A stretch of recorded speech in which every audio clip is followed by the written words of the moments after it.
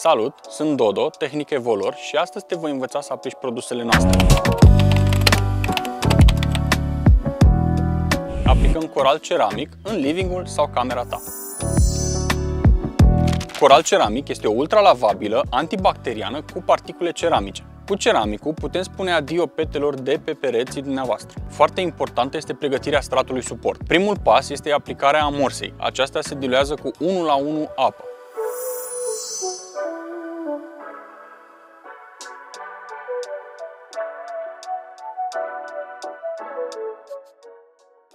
După uscarea amorsei, primul strat de lavabil se aplică cu o diluție între 5 și 10% apă.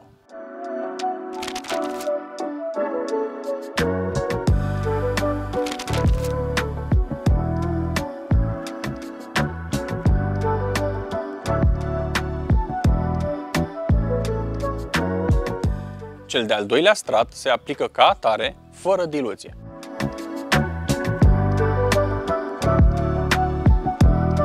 Vă mulțumim pentru că ați urmărit tutorialul nostru și sper că v-am putut fi de folos. Case sănătoase, oameni sănătoși.